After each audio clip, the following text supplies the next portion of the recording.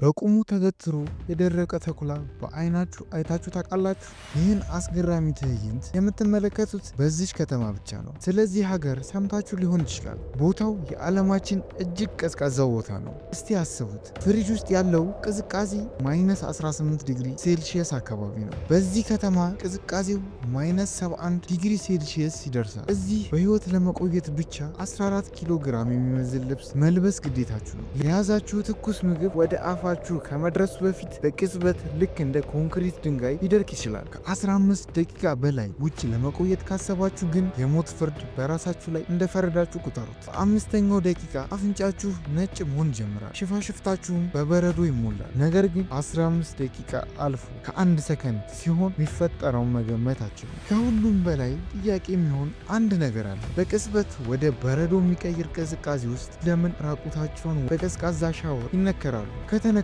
በኋላ ምን ይገጥማቸዋል? የዚህ ጥያቄ መልስ በቪዲዮ ውስጥ ታገኙታላችሁ። አሁን ግን ወደዚች አስደማሚ ከተማ አብረን እንዝለቅ። ቪዲዮውን ከመጀመራችን በፊት አንድ ጥብቅ ማስጠንቀቂያ፣ ይህ ዶክመንተሪ እያያችሁት እንኳን ሊበርዳችሁ ስለሚችል በቅድሚያ መልበስ የሚገባችሁን ልብሶች ተመልከቱ። በዚች ከተማ በቲሸርት መውጣት አይታሰብም። ቲሸርት በላዩ ላይ ሸሚዝ፣ ካፖርት እንዲህ እያለ እስከ 20 ድርብርብ ልብሶች መልበስ ግዴታ ነው። በአማካኝ አንድ ሰው 14 ኪሎ ግራም የሚመዝን ልብስ ተሸክሞ ነው ወደ ውጭ የሚወጣው። ወፋፍራም ጫማዎችና ጓንቶች ካልተጨመሩ ደግሞ መውጣት ማለት ራስን ለስቃይ አሳልፎ መስጠት ነው። ስለዚህ ቪዲዮን ከመጀመራችሁ በፊት ልብሳችሁን ደራርቡ። የዚች ከተማ ብርድ በስክሪን አልፎ መድረሱ አይቀርም። በዚህ ስፍራ መኖር ማለት ከተፈጥሮ ጋር በየሰከንዱ ከባድ ጦርነት ውስጥ መግባት ማለት ነው። ተመልከቱ፣ አንድ ሰው ከቤት እንደወጣ ልብሱና ፊቱ በቅጽበት እንዴት እንደሚቀየር። ይህ ብርድ ሰውን ብቻ አይደለም የሚፈትነው፣ የያዛችሁት ስልክ እንኳን ቅዝቃዜውን መቋቋም አይችልም።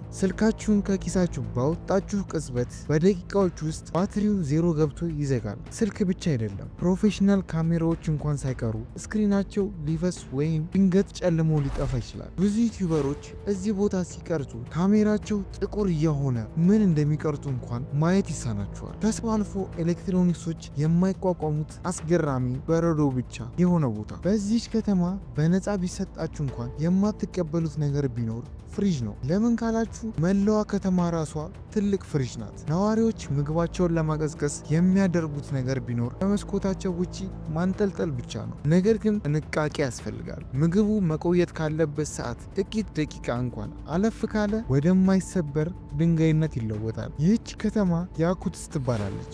በሩሲያና በሳይቤሪያ መካከል የምትገኝ የዓለማችን ቀዝቃዛ የሩሲያ ግዛት ናት። በዚህ መሬት ላይ ምንም አይነት ተክል አይበቅልም፣ ምክንያቱም መሬቱ እስከ 100 ሜትር ጥልቀት ድረስ የረጋ በረዶ ነው። ስለዚህ ማንኛውም አይነት እርሻ ማሰብ አይቻልም። በየቤቱ ያለው ማሞቂያ ደግሞ ለአንድ ሰከንድ እንኳን አይቋረጥም። ማሞቂያው ቆመ ማለት የመኖርና ያለመኖር ጉዳይ ነው። በተኛችሁበት ደርቃችሁ ልትገኙ ትችላላችሁ። ውጪ ላይ ከቆማችሁ በአምስተኛው ደቂቃ አፍንጫችሁ ነጭ መሆን ይጀምራል፣ ሽፋሽፍታችሁም በበረዶ ይሞላል። ወዲያው ወደ ሙቀት ካልገባችሁ ግን አፍንጫችሁን ለዘላለም ልታጡት ትችላላችሁ። የሰውነት ቅዝቃዜ አደጋ 4 ደረጃዎች አሉት። እንደምታዩት የመጀመሪያዎቹ 3ቱ በሕክምና ሊድኑ ይችላሉ። ነገር ግን 4ኛው ደረጃ ላይ ከደረሳችሁ እጃችሁ ይጠቁራል፣ መታዘዝ ያቆማል። የጠቆረውን እጃችሁን ወይም አፍንጫችሁን ተቆርጦ እንዲጣል ከማድረግ ውጪ ሌላ ምንም አማራጭ የላችሁ። ሌላው አስገራሚ ነገር መኪናዎች ናቸው። እዚህ ከተማ መኪና ማጥፋት እንደ ትልቅ ችግር ይቆጠራል። አብዛኞቹ አሽከርካሪዎች መኪናቸውን ሳያጠፉ ቀኑ ሙሉ ይተውታል። ምክንያቱም ሞተሩ አንዴ ከቀዘቀዘ ውስጡ ያለው ዘይት ወደ በረዶነት ስለሚቀየር ዳግም ለማስነሳት ከባድ ነው። ታዲያ ግን ድንገት በረዶ የሆኑ መኪኖች እንዴት በድጋሚ ወደ ህይወታቸው መመለስ ይቻላል? የሚገርመውን የቴክኒክ ሂደት በዚህ ቪዲዮ ላይ አሳያችኋለሁ። በዚች ቅዝቃዜዋ በማይጠፋባት ከተማ አደን ዋነኛው የህይወት መሰረት ነው። እስቲ ይህን አዳኝ ተመልከቱ።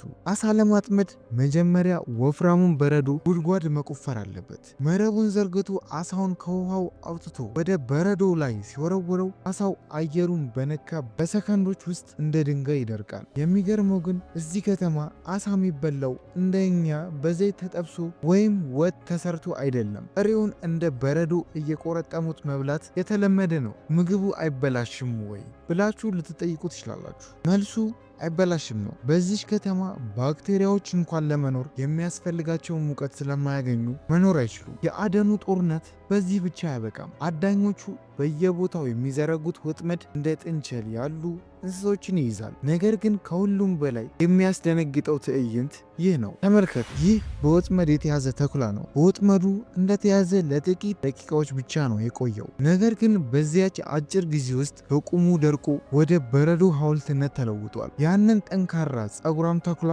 እንኳን ተፈጥሮ በደቂቃዎች ውስጥ እንዲህ ድንጋይ ካደረገችው የሰው ልጅ ምን ሊያደርገው እንደሚችል መገመት አያዳግትም። በያትኩት የሰዎች ዋነኛ ምግብ ስጋ ነው። በተለይም የፈረስ ስጋ በጥሬውና በደረቁ መመገብ የቆየ ባህላቸው ነው። ወደ ገበያ ብቅ ካላችሁ ደግሞ የሚገርም ትዕይንት ትመለከታላችሁ። አሳዎች ልክ እንደ እንጨት ተደርድረው ይሸጣሉ። ለአሳዎቹ መደርደሪያም ሆነ ማቀዝቀዣ አያስፈልግም፣ ምክንያቱም ገና ተይዘው ከውሃው ሲወጡ በደቂቃዎች ውስጥ ስለሚቀዘቅዙ ለወራት ያክል ሳይበላሹ ሽታ ሳይኖራቸው መቆየት ይችላሉ። እንደምታዩት የበሬ ጭንቅላትም ይሸጣል። ለመጠጥ የሚሆን ውሃ ከየት ያገኛሉ የሚለው ሌላኛው ጥያቄ ነው። መልሱ የሚገኘው ከደረቁ ወንዞች ላይ ነው። ነዋሪዎቹ ወደ ወንዞች በመሄድ የረጋውን በረዶ ይሰባብሩታል። ከዚያም በረዶውን በመኪና እየጫኑ ወደ ቤታቸው ይወስዳሉ። ይህ በረዶ በቤት ውስጥ በሚገኝ ሙቀት እየቀለጠ ለሳምንታት ያህል ለውሃ ፍጆታ ይውላል። ከሁሉም በላይ የሚያስገርመውና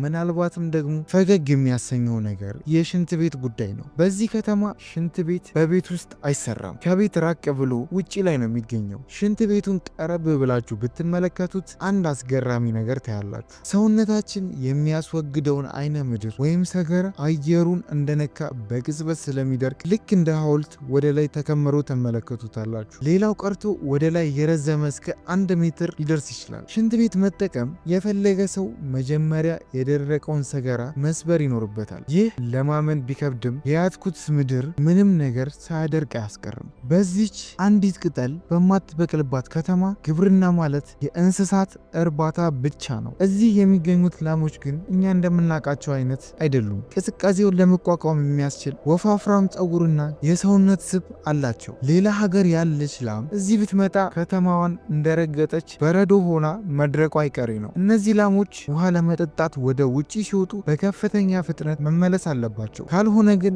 እንደ ተኩላው በቁማቸው ይደርቃሉ። በተለይ የሚታለቡ ላሞች ላይ የሚደረገው ጥንቃቄ ይገርማል። በጡታቸው ጫፍ ላይ አንዲት እንጥፍጣፊ ወተት ከቀረች ያቺ ጠብታ ወደ በረዶነት ተቀይሮ ሙሉ ጡታቸውን ሊያሳጣቸው ይችላል። ስለዚህ ነዋሪዎቹ የላሞቹን ጡት በልዩ ጨርቅ በመሸፈን ከቅዝቃዜው ይከላከሉላቸዋል። በተጨማሪም በሌላ ቦታ የማይገኙ ቅዝቃዜን ከማንም በላይ መቋቋም የሚችሉ ፈረሶች ይገኛሉ። እነዚህ ፈረሶች ቤት የላቸው፣ ውጪ ውለው ውጪ ያድራሉ፣ ምንም አይሆኑም። አሁን ደግሞ ቅድም ቃል ወደ ገባሁላችሁ የመኪና ምስጢር እንመለስ። በረዶ ሆኖ የደረቀ መኪና ለማስነሳት መሞከር ሞተሩን ሊያፈነዳ ይችላል። ስለዚህ መጀመሪያ መኪናው ሙሉ በሙሉ በልዩ ጨርቅ ይሸፈናል። ከዚያም ከውጭ የሞቀ አየር ወደ ውስጥ እንዲገባ ይደረጋል። ይህ ሂደት ከ4 ሰዓት እስከ 5 ሰዓት ድረስ ይፈጃል። ዘይቱና ነዳጁ ቀልጠው ወደ ፈሳሽነት እስኪመለሱ ድረስ ማለት ነው። አስቡት፣ መኪና ለማስነሳት ብቻ ግማሽ ቀን ይጠፋል። ለዚህም ነው ሀብታም ነዋሪዎች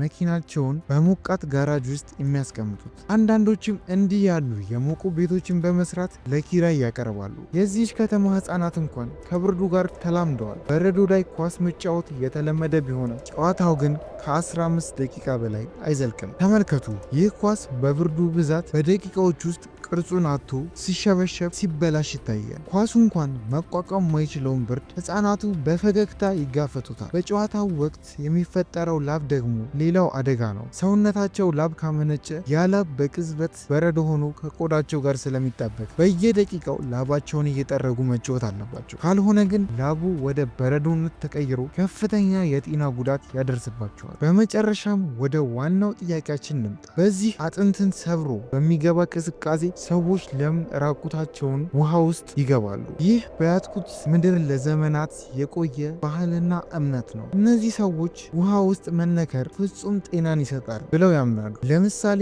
ይህን ሰውዬ ተመልከቱ። ለዓመታት በከባድ የጉሮሮ ህመም ሲሰቃይ ነበር። ነገር ግን በዚህ ቅዝቃዜ ውሃ መነከር ከጀመረ በኋላ ህመሙ ለዘላለም እንደጠፋለትና ጤነኛ እንደሆነ ይናገራል። ነገር ግን ይህን ለማድረግ ከፍተኛ ልምድ ያስፈልጋል። ይህን ሰው ተመልከቱ። ለመጀመሪያ ጊዜ ለመሞከር ነገር ሲገባ ብርዱን መቋቋም አቅቶት ራሱን መቆጣጠር ሲያቅተው ይታያል። ከውሃው እንደወጡ በሰከንዶች ውስጥ ሰውነታችሁን ካላደረቃችሁ ሰውነት በረዶ ሆኖ ከቆዳ ጋር ሊጣበቅና ለሞት ሊያደርስ ይችላል። በነዋሪዎቹ ይህ ሻወር ከበሽታ መከላከያ መድኃኒታቸው ነው። በያኩትስ ያደረግነው ጉዞ እጅግ አስደሳችና በርካታ አዳዲስ ነገሮችን ያስተማረን እንደነበር እርግጠኛ ነኝ። በቀጣይ ቪዲዮ የትኛውን አስገራሚ ሀገር እንድንጎበኝ ትፈልጋላችሁ? የቦታውን ስም በኮሜንት ላይ ጻፉልኝ። እንደዚህ አይነት ዶክመንተሪዎች እንዳያመልጧችሁ ከፈለጋችሁ ሰብስክራይብ ማድረጋችሁን እንዳትረሱ።